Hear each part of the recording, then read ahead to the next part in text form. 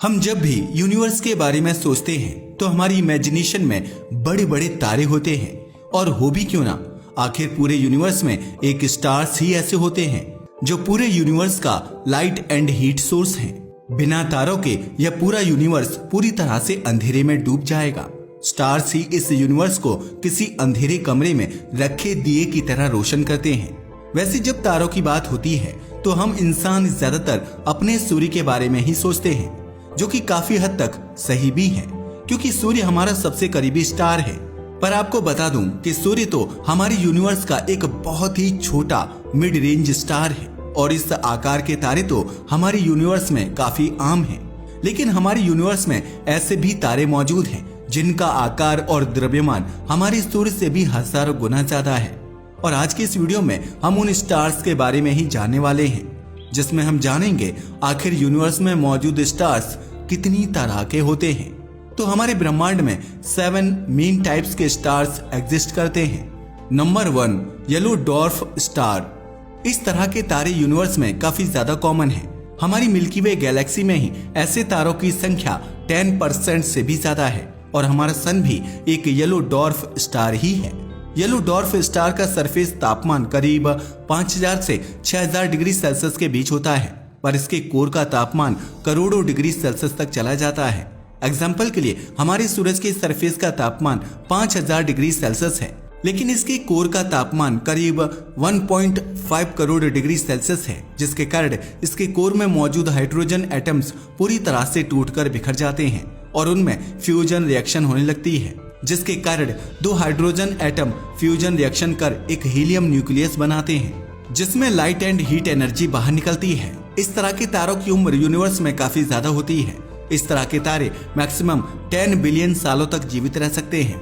इसी तरह हमारी सन की उम्र भी करीब 10 बिलियन साल है, जिसमें से हमारा सन 5 बिलियन ईयर्स तक जी चुका है, यानी यह अपनी आधी उम्र जी चुका है। और आज से 5 बिलियन साल बाद हमारा सूर्य एक रेड जाइंट में बदल जाएगा, क्योंकि जब येलो डॉर्फ स्टार अपनी लाइफ के फाइनल स्टेज के करीब पहुंचते हैं तब वह रेड जाइंट्स में तब्दील हो जाते हैं, क्योंकि स्टार के पास हाइड्रोजन पूरी तरह से खत्म हो जाती है, जिसके कारण स्टार की बाहर की लेयर स्पेस में फैलने लगती हैं और तारे का आकार बहुत तेजी से बढ़ने लगता है। वैज्ञानिकों का अनुमान है कि जब हमारा सूर्य रेड जाइंट बनेगा तब वह अपने चारों ओर ऑर्बिट करने वाले सभी ग्रह को अपने अंदर निगल लेगा, क्योंकि सूर्य की रेडियस बढ़ते बढ़ते नेपच्यून ग्रह तक पहुंच जाएगी और उस समय हमारे सोलर सिस्टम में कुछ भी नहीं बचेगा और हमारी पृथ्वी का भी अंत हो जाएगा। यह किसी mid range size yellow dwarf star की सेकंड स्टेज होती है। Number 2, red Giants. तो जैसे कि हमने समझा कि red giant yellow dwarf star की सेकंड स्टेज होती है, क्योंकि जब येलो डॉर्फ स्टार के अंदर हाइड्रोजन काफी कम मात्रा में बचती है तो वह अपने हल्के एलिमेंट्स के बजाय हैवी एलिमेंट्स को फ्यूज करना शुरू कर देता है, जिसके कारण इस समय देखने पर यह तारा गहरे लाल रंग का दिखाई देता है और इस दौरान इसके अंदर मौजूद हल्के एलिमेंट्स भी बाहर की ओर मूव करने लगते हैं, जिसके कारण रेड जाइंट स्टार की बाहरी लेयर फैलने लगती हैं और इसका आकार अपने येलो डॉर्फ स्टार के समय की तुलना में कई गुना बड़ा हो जाता है। जिसके बाद जो तारा अरबों सालों से अपने आसपास के ग्रहों पर लाइट एंड हीट एनर्जी पहुंचा रहा था और जीवन की उत्पत्ति में मदद कर रहा था, और वही तारा अपने चारों ओर मौजूद ग्रहों को अपने अंदर ले लेता है और अपने पूरे स्टार सिस्टम को तबाह कर देता है। इस तरह के तारे की उम्र करीब 1 बिलियन साल होती है और इस दौरान तारा अपने अंदर मौजूद बहुत से हैवी मेटल्स को भी फ्यूज कर देता है, जिसके बाद उसके अंदर ज्यादा मात्रा में कार्बन, आयरन जैसे मोस्ट हैवी एलिमेंट्स बचते हैं, जिसके बाद तारे का कोर काफी ज्यादा अनस्टेबल हो जाता है। ऐसी स्थिति में किसी तारे की अगली स्टेज शुरू होती है, जिसमें अगर इस तरह के तारे का द्रव्यमान हमारे सूर्य से 20 से 25 गुना ज्यादा होता है, ऐसे में वह सुपरनोवा धमाके के साथ फट जाता है और बाद में न्यूट्रॉन स्टार या फिर ब्लैक होल में बदल जाता है। लेकिन अगर इस समय स्टार का मास काफी कम है तो ऐसे में संभावना होती है कि अब वह तारा धीरे धीरे ठंडा होने लगता है और एक व्हाइट डॉर्फ स्टार में बदल जाता है। यह किसी mid size yellow dwarf star की थर्ड स्टेज होती है। Number 3, white dwarf star. जैसा कि मैंने बताया कि यह रेड जाइंट स्टार की अगली स्टेज होती है, जिसमें रेड जाइंट स्टार अब अपना तापमान धीरे धीरे खोने लगता है और ठंडा होने लगता है।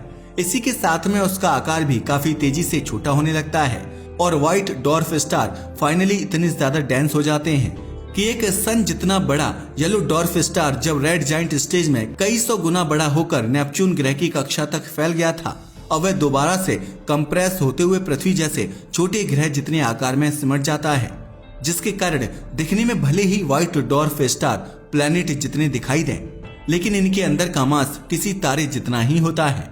इस तरह के कई तारे वैज्ञानिकों ने अंतरिक्ष में भटकते हुए देखे हैं और इन तारों के छोटे आकार के कारण इनकी ग्रेविटी का इफेक्ट बहुत ज्यादा होता है और अगर यह किसी स्टार सिस्टम के पास से गुजरते हैं तो यह उस पूरे स्टार सिस्टम को तबाह कर देते हैं। व्हाइट डॉर्फ स्टार को यूनिवर्स में ढूंढना काफी मुश्किल होता है क्योंकि ये बहुत कम लाइट एनर्जी बाहर निकालते हैं। इसके अलावा क्योंकि ये बहुत छोटे होते हैं इसलिए यह काफी आसानी से यूनिवर्स के बड़े ऑब्जेक्ट्स के पीछे छुपे रहते हैं और दिखाई नहीं देते। वैज्ञानिकों के अनुमान के अनुसार इस तरह के स्टार्स करीब 8 से 10 बिलियन सालों तक जीते हैं, जिसके बाद ये अपनी अगली स्टेज में पहुंचते हैं जिसे ब्लैक डॉर्फ स्टार कहा जाता है। यह इनकी 4th एंड लास्ट स्टेज होती है। Number 4, black dwarf star. यह बहुत ही खास तारे होते हैं और सच तो यह है कि अभी तक वैज्ञानिक इस तरह के किसी भी स्टार्स को हमारे यूनिवर्स में ढूंढ नहीं पाए हैं, जिसका कारण यह है कि इस तरह के स्टार्स को बनने में ही एक लंबा प्रोसेस लगता है जिसमें मिनिमम 14 से 15 बिलियन साल लगते हैं और हमारे यूनिवर्स का जन्म ही आज से 13.8 बिलियन साल पहले हुआ था। यानी हमारा यूनिवर्स ऐसे किसी तारे के लिए अभी काफी यंग है।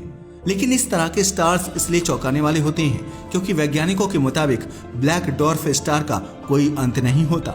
यानी अभी तक की रिसर्च यही बताती है कि इस तरह के स्टार्स अनंत समय तक जीवित रहते हैं और धीरे धीरे अपने अंदर से रेडिएशन के रूप में एनर्जी को बाहर निकालते रहते हैं।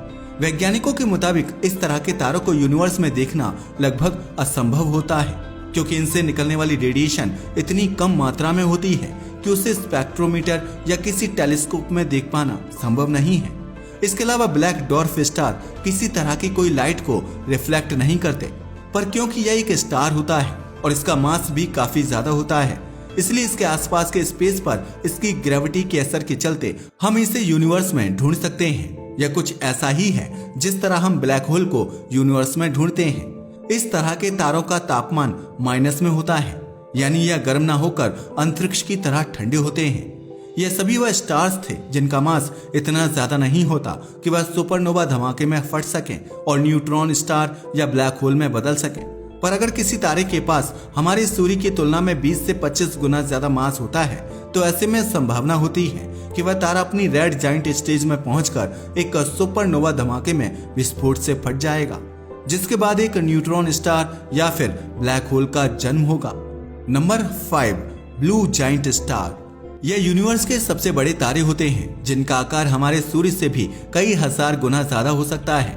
इस तरह के स्टार्स का सरफेस टेम्परेचर 20,000 डिग्री सेल्सियस से लेकर 50,000 डिग्री सेल्सियस तक होता है और सिर्फ इतना ही नहीं बल्कि अभी तक की रिसर्च में यह पाया गया है कि ब्लू जाइंट स्टार यूनिवर्स के सबसे ज्यादा ब्राइट स्टार्स में से एक होते हैं, जिनकी चमक हमारे सन से भी कई हजार से लेकर लाखों गुना ज्यादा अधिक हो सकती है। पर इस तरह के तारों की उम्र काफी ज्यादा छोटी होती है क्योंकि इनका जितना बड़ा आकार होता है उतनी ही तेजी से यह अपने अंदर मौजूद हाइड्रोजन फ्यूल को फ्यूज करके उसको लाइट एंड हीट एनर्जी में बदलते चले जाते हैं और करीब 1 बिलियन साल के लाइफ स्पैन के बाद ही यह तारा एक सुपरनोवा धमाके में फट जाता है। और यही कारण है कि इस तरह के तारों के चारों ओर ऑर्बिट करने वाले ग्रहों को इतना समय ही नहीं मिल पाता कि वहां पर किसी तरह का जीवन उत्पन्न हो सके। इसके अलावा इस तरह के तारों के आसपास मौजूद ग्रहों पर इतनी ज्यादा लाइट एंड हीट एनर्जी पहुंचती है कि वह पूरी तरह से जल चुके होते हैं, जहां जिंदगी का कोई वजूद ही नहीं होता। Number 6, neutron star. इस तरह के स्टार्स का जन्म तब होता है जब हमारे सन से करीब 25 गुना या उससे अधिक मैसिव स्टार की मृत्यु होती है। ऐसे में अगर किसी कारण से वह स्टार किसी ब्लैक होल में नहीं बदल पाया तब वह एक न्यूट्रॉन स्टार में बदल जाता है। इस तरह के तारे यूनिवर्स के सबसे डेंसिटी वाले और गर्म ऑब्जेक्ट्स में से एक होते हैं। इनका सरफेस टेम्परेचर लाखों डिग्री सेल्सियस तक पहुंच जाता है। पर इस तरह के तारों की सबसे खास बात यह होती है कि इनका मैग्नेटिक फील्ड यूनिवर्स में सबसे ज्यादा होता है।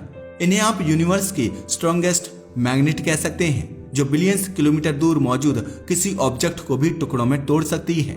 इस तरह के स्टार के मैग्नेटिक फील्ड में आने वाला कोई भी ऑब्जेक्ट नहीं बच पाता। ब्लैक होल के बाद यह हमारे यूनिवर्स के दूसरे सबसे खतरनाक ऑब्जेक्ट्स में से एक होते हैं और ये इतने ज्यादा डेंसली पैक्ड हो चुके होते हैं कि इनके एक चम्मच मैटर की मात्रा का मास हमारे पूरे माउंट एवरेस्ट के मास से भी ज्यादा हो सकता है। Number 7, black hole. वैसे हम ब्लैक होल के बारे में कई बार बात कर चुके हैं, इसलिए हम यहाँ काफी शॉर्ट में बात करेंगे। तो जैसा कि हम जानते हैं कि जब एक बहुत ही बड़े और मैसिव स्टार की मृत्यु होती है तो ऐसे में सुपरनोवा धमाके के बाद भी उस तारे के अंदर काफी मात्रा में मास बच जाता है, जिसके बाद वह बहुत तेजी से कोलैप्स होना शुरू हो जाता है, जिसके कारण कई लाख किलोमीटर की रेडियस वाला एक तारा बहुत ही छोटे से पॉइंट में आकर सिमट जाता है, जिसे हम सिंगुलैरिटी कहते हैं। इतनी से बिंदु में इतना ज्यादा मास होने के कारण ये हमारे स्पेस टाइम को इतना ज्यादा बैंड कर देता है कि स्पेस टाइम में एक गहरा गड्ढा हो जाता है, जिनके कारण इनकी ग्रेविटी इंसेनली बहुत ज्यादा बढ़ जाती है और ये हमारे यूनिवर्स के सबसे ज्यादा ग्रेविटी फोर्स वाले ऑब्जेक्ट होते हैं, जिसके कारण वहां पर सभी फिजिक्स रूल टूट जाते हैं। यानी सिंगुलैरिटी पर कोई भी फिजिक्स का नियम काम नहीं करता और वहां पर समय भी पूरी तरह से रुक जाता है। तो ये थे हमारे यूनिवर्स में पाए जाने वाले कुल 7 तरह के स्टार्स। क्या इसके अलावा भी कोई और स्टार्स होते हैं तो हमें नीचे कमेंट करके जरूर बताएं। वीडियो अच्छा लगा हो तो इसे लाइक और शेयर करें, साथ ही चैनल को भी सब्सक्राइब करें। धन्यवाद।